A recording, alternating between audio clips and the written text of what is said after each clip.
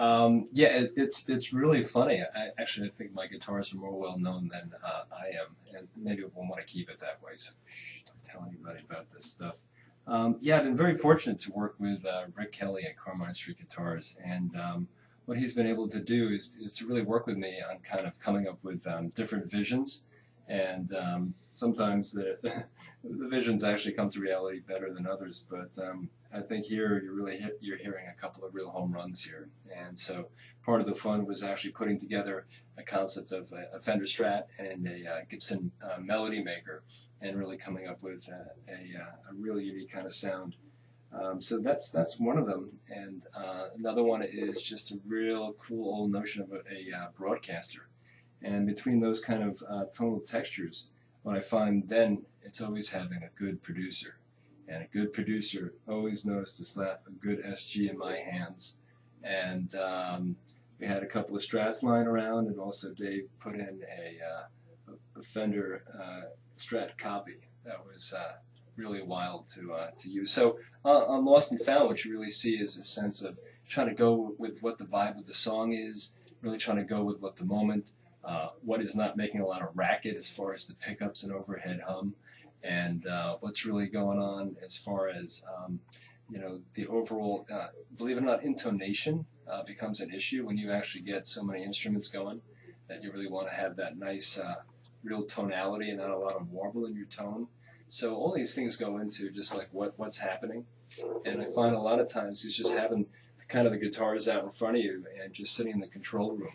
One of the things that I know as a guitar player is the sense of just having feeling the amp volume, but I don't want to be in the same room as that, because then it's just your ears just ring, and like you can't really, you're not worth anything in the mix. So what I find is actually being in the control room and then actually running the amps really loud out in the live room is central.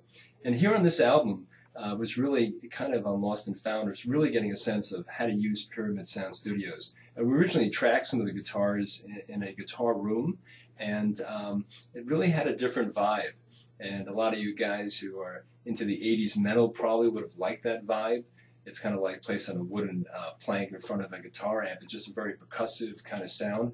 But that really wasn't the vibe that we were going for on Lost and Found. And so we wanted this kind of sound that was just big and airy. And we really redid the guitar parts in the open room itself. And there, this is a guitarist dream. I had a chance to choose from a Marshall half stack, a transatlantic Mesa Boogie, and a Fender Bassman, and just was set up so it was really nice. It was just basically gigantic A/B switches where I could just kind of go from one to the other, and it gets a little intimidating because you're actually then in the control room with the rest of Home to Henry members and George and Dave, and so suddenly all eyes are upon you. But that's where all that pre-production comes in, so you can handle that.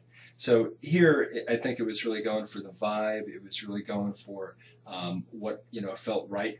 And then George also had a couple of tricks up his sleeve too. And I remember one time looking down, and he took off his shoelace, and he wrapped it around the guitar, and then he hung down like a paper clip and a slide.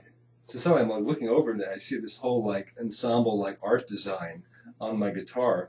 And what he wanted when I was actually playing, to hear some kind of percussive overtone. So you really kind of have to go with it. And that was part of the fun of working with everybody in Home to Henry, and Dave and George was just really the kind of experimentation that you kind of hear creeping in there. And that's what I think makes it sonically just a wonderful guitar album. So enjoy.